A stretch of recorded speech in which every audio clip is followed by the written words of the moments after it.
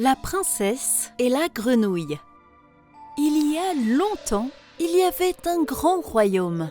Un roi courageux et honnête y régnait. Il avait une fille magnifique. La princesse aimait beaucoup jouer avec les ballons. Alors, le roi lui a offert un ballon en or le jour de son anniversaire. Elle aimait tellement ce ballon qu'elle le gardait toujours avec elle, même quand elle sortait du palais. Un été, le soir, la princesse se promenait dans un parc. Elle tenait dans sa main le ballon d'or. Elle lançait le ballon en l'air aussi haut qu'elle le pouvait et attendait qu'il retombe au sol. Mais elle lança le ballon si haut que la princesse ne vit pas où il était passé. Elle entendit un gros splash venant d'un lac voisin. « Oh non, je n'arrive pas à croire que j'ai perdu mon ballon d'or !» pleura la princesse de désespoir. « Comment je vais dire à mon père que j'ai perdu le précieux cadeau qu'il m'a offert ?» Disant cela, la princesse se mit à pleurer. « Je donnerais n'importe quoi pour pouvoir le récupérer !»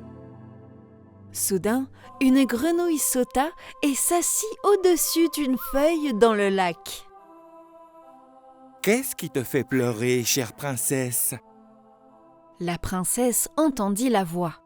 Elle leva les yeux, mais ne vit personne autour d'elle. « Puis-je vous aider, ma princesse ?» Elle entendit de nouveau la même voix croassante. Puis, elle vit une grenouille assise sur une feuille au bord du lac. « Ma princesse, voulez-vous que je vous aide à sortir la balle du lac ?» lui demanda la grenouille gentiment. « Oh oui, oui, ce serait charmant !» applaudit la princesse avec joie. « Je te donnerai autant de pierres précieuses et de diamants que tu veux. » Mais la grenouille secoua la tête. « Je ne veux pas de tes pierres précieuses ou de tes diamants. Je ne veux pas de tes trésors. Ils ne me serviront à rien. Ce que je demande, c'est que tu m'aimes et que tu me laisses vivre avec toi, manger dans ton assiette et dormir dans ton lit avec toi. Si tu es d'accord, je peux peut-être ramener ta balle en or. » Quelle terrible idée! Comment une grenouille peut-elle vivre comme un être humain? Pensa la princesse. Je doute que la grenouille méchante puisse un jour trouver ma balle, et même si c'était le cas, il ne pourrait pas venir me rendre visite dans mon château. C'est trop loin pour lui. Alors elle répondit. Oui, bien sûr, c'est une promesse. Quoi que tu dises, je suis d'accord. Apporte-moi ma balle et j'exaucerai tes vœux, supplia la princesse. La grenouille plongea alors dans le lac dans un éclaboussement. La princesse attendait avec impatience, les yeux rivés sur le lac. Aussitôt, la tête de la grenouille jaillit. « Voilà, ma princesse, ta balle !» dit-il en sortant du lac. Il roula la balle d'or vers elle. Elle prit son jouet préféré et courut vers le château, ravie. Elle oublia ce qu'elle avait promis à la grenouille et le laissa crier et appeler après elle. « Attends, princesse, attends! Tu as oublié ta promesse! S'il te plaît, emmène-moi avec toi !» Mais elle ne se retourna pas. Le lendemain, la princesse était assise avec sa famille à la table du dîner, quand quelqu'un frappa doucement à la porte. La princesse courut à la porte et fut surprise de voir la grenouille du lac qui, d'une manière ou d'une autre, avait réussi à atteindre le château par ses propres moyens. La princesse ferma immédiatement la porte et s'assit de nouveau à la table. « Qui t'a tant bouleversée, ma chérie ?» lui demanda son père. « Oh père !» dit la princesse, ne sachant pas comment expliquer l'effet du lac.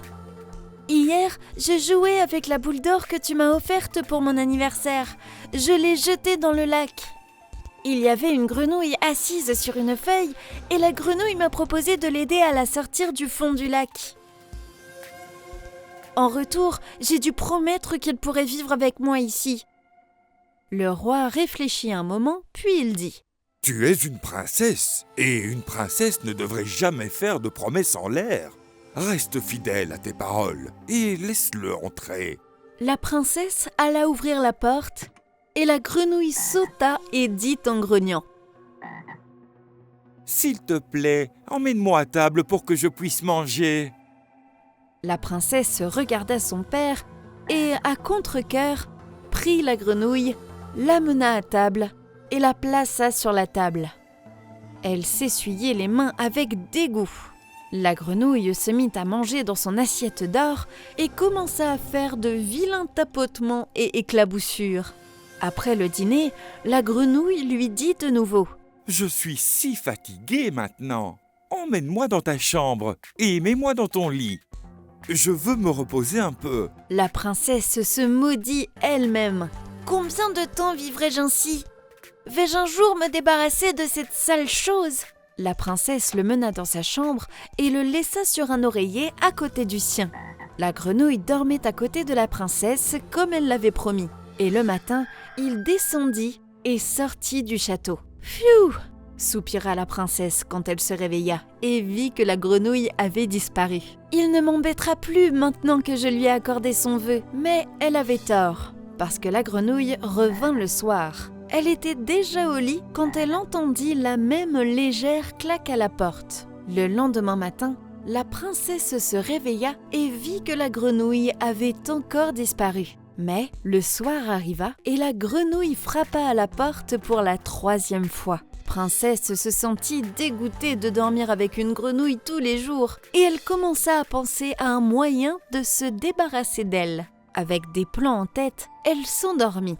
À son réveil le matin, la grenouille avait disparu et un beau prince la regardait avec ses beaux yeux bruns. Elle fut agréablement choquée, mais elle ne put comprendre ce qui s'était passé du jour au lendemain.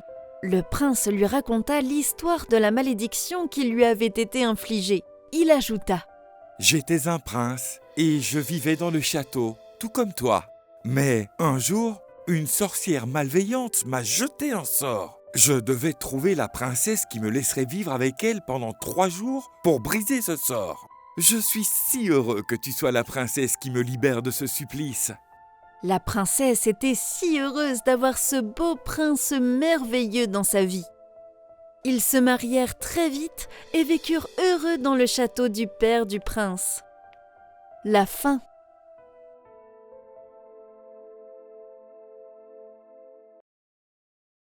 If you enjoyed this story, please like and subscribe our channel and press the bell icon to get future updates. And don't forget to comment.